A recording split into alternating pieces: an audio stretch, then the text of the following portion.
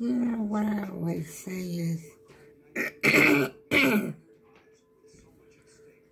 if you decide to pick up the hobby of crocheting or knitting or anything like that, it would be to try your best to learn from someone who's got a lot of patience.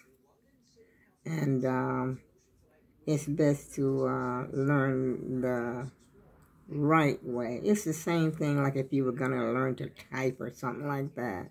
You know, instead of pecking with 2 fingers or something like that, you learn how to type the right way by placing your hands on the home keys, you know, and get your typing skills going. Well, that's what I learned from my typing teacher when I was in, you know, school. We all had to know, looking at the keyboard, you look at the chart. You know, we had a chart, a big chart on the board with the alphabet and how they are on the key, you know, how they are on your keyboard. And you feel after a while, you'll be surprised. You will learn where those letters are just by, you know, the movement of your hands. And as strange as it may seem, you realize when you make a mistake. Every now and then, a mistake might get by you that you didn't realize you made. That's why, you know, when you made a mistake, you go, oops, and you go ahead and correct that mistake. You know, which, I mean, things are not like they were when I was in school, though. You know, we had a typewriter. But now you've got, you know, the computerized stuff. And so if you make a mistake, you just simply back it up and, you know, correct it then and there. But crocheting has been the same for years and years and years. And the same thing that, you know, our foremothers did and, you know, our elderlies did. We are doing that same thing today. There's a lot more stitches today. I think the basic stitch back in the day, you know, like when my mother was coming up, her mother, I think they basically used what do you call it? Oh, the granny square, not the granny stitch, the granny square. And you know, I'm not going to. Oops. Oh, wow. You know what? Oh, shucks. Me and my camera, we have fun together. Just me and my camera. Good evening, everyone. As you can see, I showed just a little demonstrating of my crocheting. But, of course, I wouldn't expect anybody to learn anything from what I just did. You know, I can't see out of my glasses. But as I was saying, you know, the best way to do it is to, you know, get you someone that you could follow. Even on YouTube, there's a lot of good instructors that give some great tutorials. I mean, you know, you can learn a lot from just watching them. You know, you start with a beginner. Don't try to jump in there and do something fancy stuff, you know, like a pro would do, you know. You start from the beginning with your chain. Most crocheters start off with a chain. And there's always, why I take my glasses? Oh, I don't know what's going on. I was saying I couldn't see. Wait a minute. I'm going to put this back on.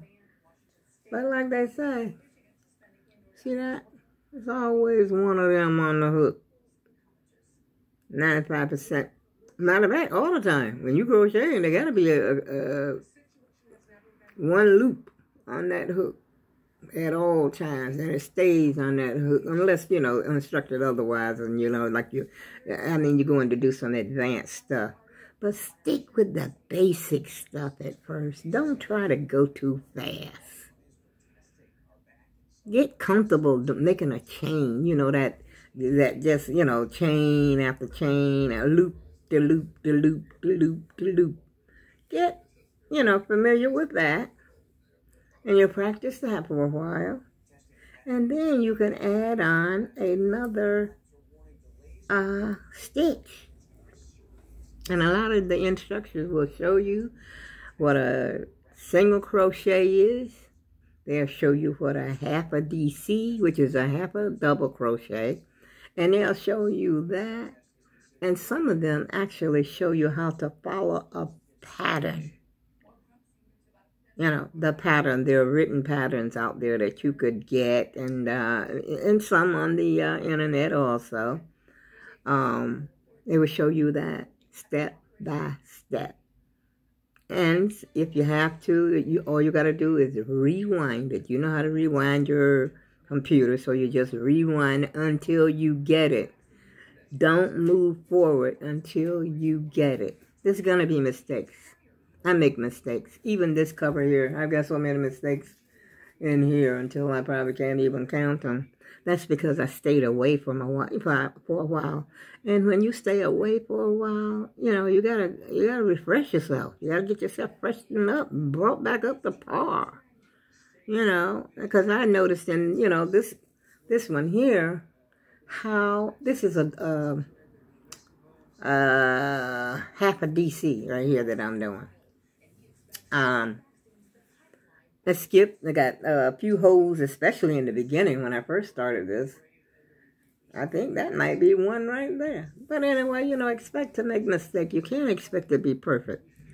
And like the old slogan that my teacher used to use, give us when we was in school. You know what she used to say? Practice makes perfect. Practice makes perfect. And, you know, some people pick it up real fast. They start, you know, the instructions get in their head real quick, you know. Others, it may take a little longer. And so, like I say, you know, the computer is good, you know, just as good just about, you know, as any teacher that you would have in person. But sometimes a hands-on, you know, hands-on. Someone talking to you, demonstrating to you in person, sometimes it's maybe a little better for you. But you can learn the same thing. I've learned so many stitches on the computer. As a matter of fact, I think I showed some of the things that I had made. And some of those stitches I learned just on the computer. Just by instructor on the computer. Like I learned, I think the C2C, which is the corner to corner stitch. I learned that by watching someone on, and it's a very easy stitch. It is, I think one of the easiest stitches that, besides the granny square. Granny square is one of the first things that a lot of people make. It's like a beginner thing, you know, tutorial. Get you used to connecting and, you know, and you don't really have to do a lot of counting, but it'll get you, you know, pay attention to what you're doing. Because you will mess that up too if you ain't careful. Believe me, you'll mess it up. But it's very simple, very easy, and, you know, you don't feel so bad about, if you're making a mistake, you don't feel so bad about frogging it. And frogging is what they call when you pull out them stitches. But boy, it hurts when you have to pull out a whole lot of stitches because you done made a mistake somewhere along the line, so you gotta frog it out. But if you got some patience, you got some time on your hand, and you want to learn how to crochet, or you just want to have a little hobby, you know, who knows? Now, one thing that I'll tell you that I had a problem with, you know, which I do knitting and crochet, but knitting, basically, I have to do something flat. You know, I can't make a sweater. Well, I'm not going to put myself that far down, you know, but I'm just saying, I cannot make a sock.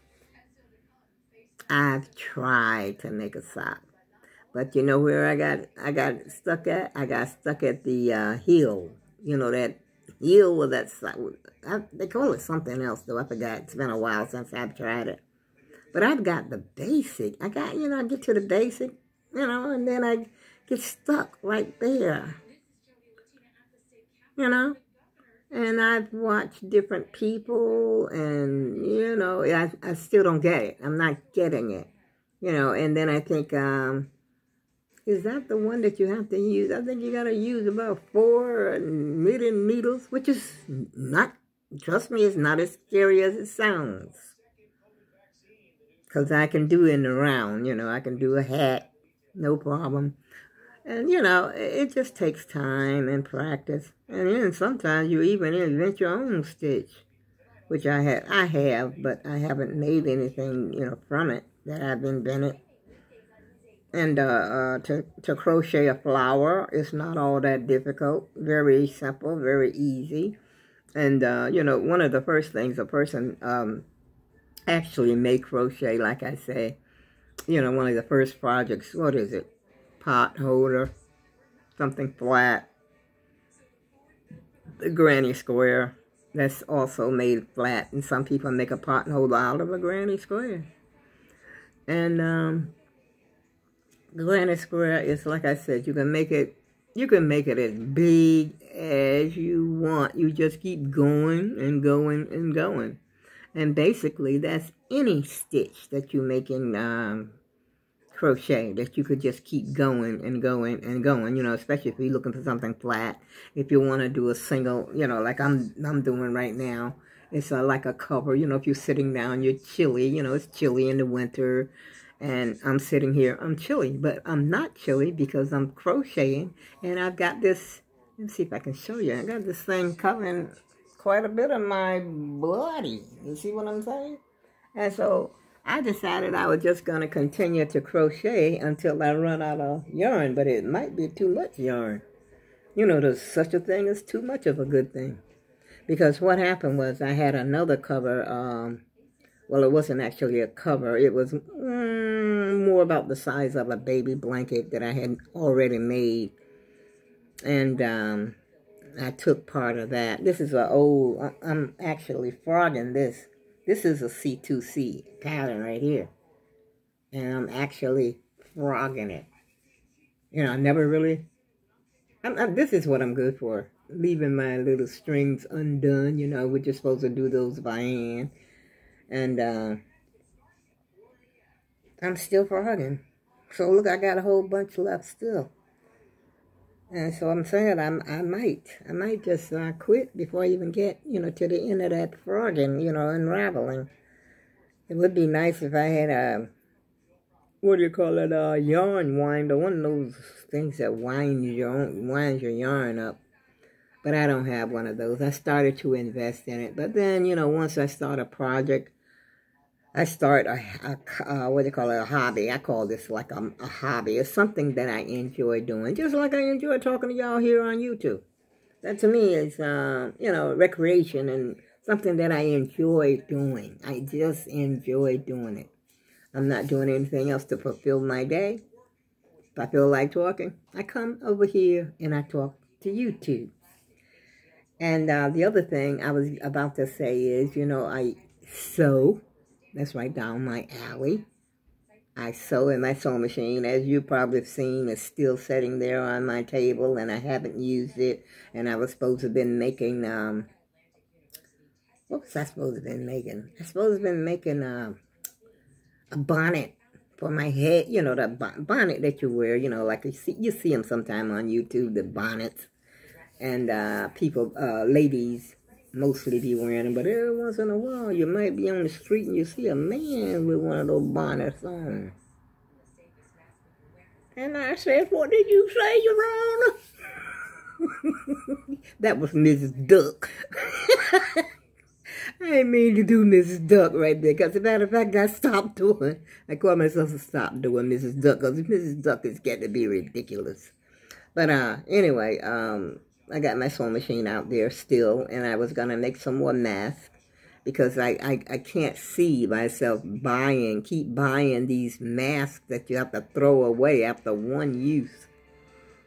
You know, to me, you're throwing your money away when you got, which I have some masks I showed, you know, that are already made, that I had shown on YouTube, I think, before. And, you know, the only thing you got to do is wash them, which is what I've been doing.